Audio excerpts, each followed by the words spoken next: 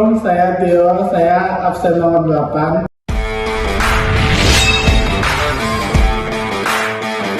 Assalamualaikum warahmatullahi wabarakatuh. Halo, perkenalkan nama saya Javera, saya absen nomor 15. Assalamualaikum warahmatullahi wabarakatuh. Halo semuanya, nama saya Jessica Wulandari dari absen nomor 16.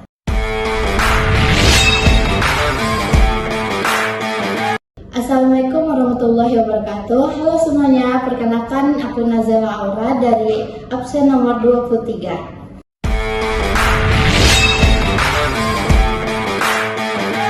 Halo semua, kenalin nama aku Neta dengan absen 24. Kami dari kelas 12 IPS 4. Assalamualaikum warahmatullahi wabarakatuh. Perkenalkan, nama saya Togi Marito Sehaan. Saya absen nomor 32. Halo semuanya.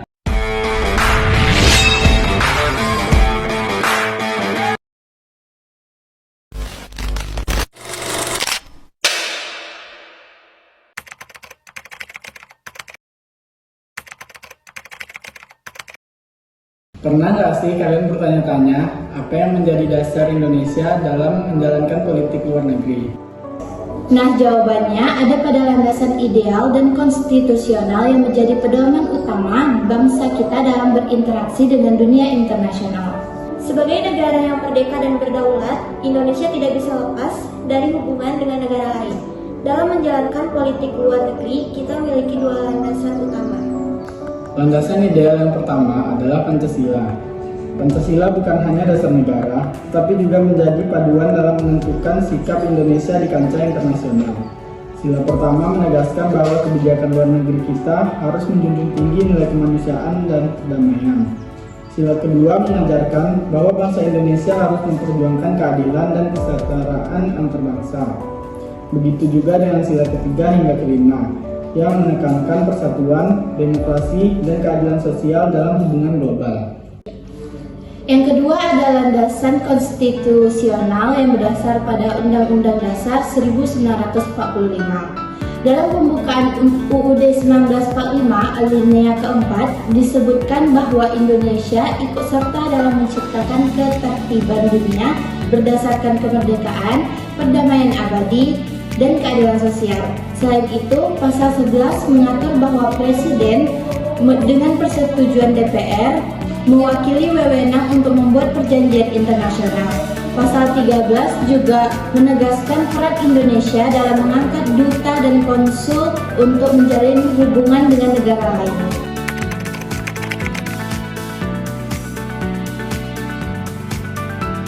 Pelaksanaan politik bebas aktif. Apa sih maksud dari bebas dan aktif itu?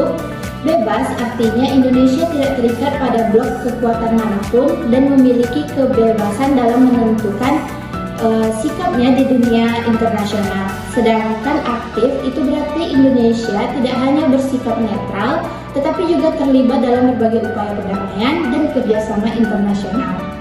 Lahirnya politik bebas aktif. Prinsip ini pertama kali diperkenalkan oleh Muhammad Hatta dalam pidatonya yang terkenal, Mendayung di antara dua karang, pada tahun 1948. Saat itu, dunia sedang dilanda perang dingin antara blok barat, Amerika Serikat dan sekutunya, serta blok timur, Uni Soviet dan sekutunya. Indonesia memilih untuk tidak berpihak dan tetap aktif berperan dalam perdamaian dunia. Politik luar negeri Indonesia dari masa ke masa. Yang pertama, era Orde Lama pada tahun 1945 sampai 1965. Indonesia menunjukkan perannya dalam Konferensi Asia Afrika pada tahun 1955 yang menjadi cikal bakal gerakan Lombok.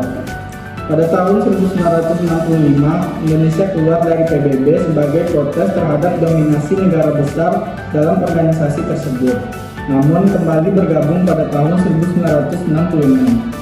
Yang kedua ada era Orde Baru tahun 1966 sampai 1998. Indonesia lebih condong pada diplomasi yang stabil dan pragmatis. Fokus utama adalah pembangunan ekonomi dan hubungan baik dengan negara-negara lain.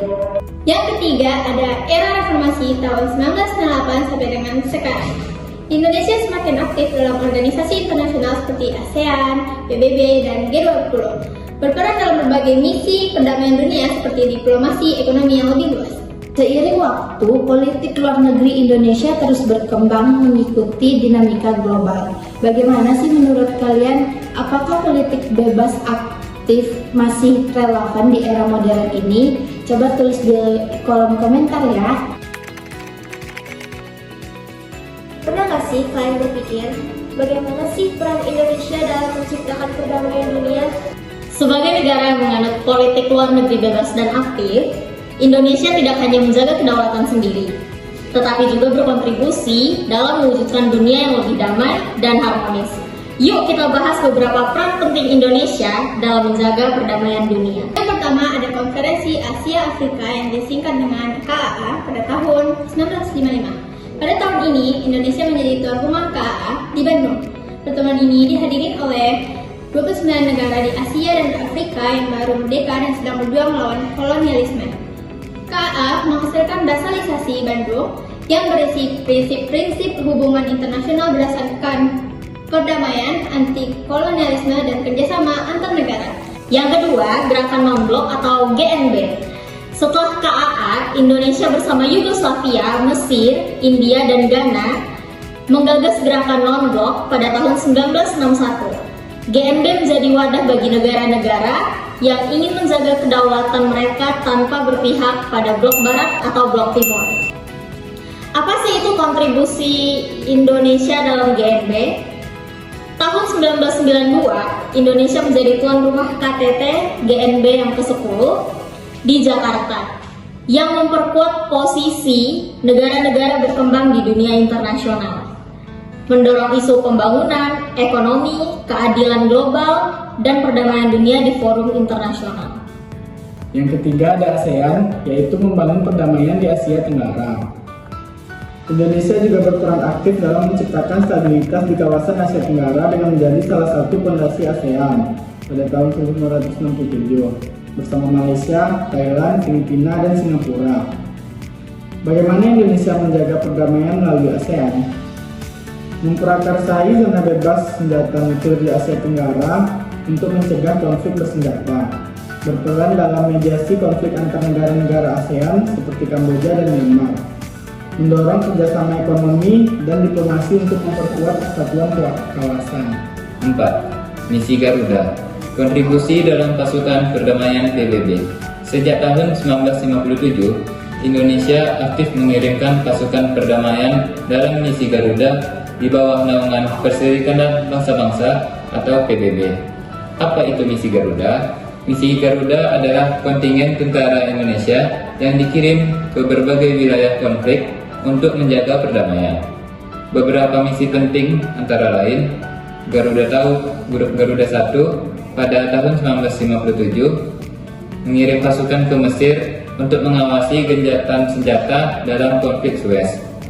Garuda 2 sampai Garuda 5 bertugas di Kongo untuk meredam konflik sipil. Garuda 14 hingga sekarang berpartisipasi dalam misi di Lebanon, Sudan, Republik Demokratik Kongo. Hingga kini, Indonesia tetap menjadi salah satu negara dengan kontribusi pasukan perdamaian terbesar di dunia.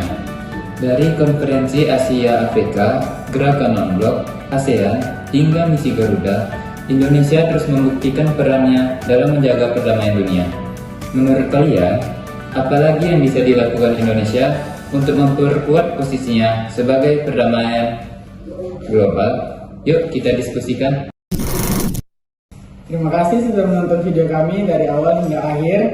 Jika ada pendapat lain, tulis di kolom komentar ya. Bye-bye. Dadah. Bye-bye. Dadah. Bye-bye.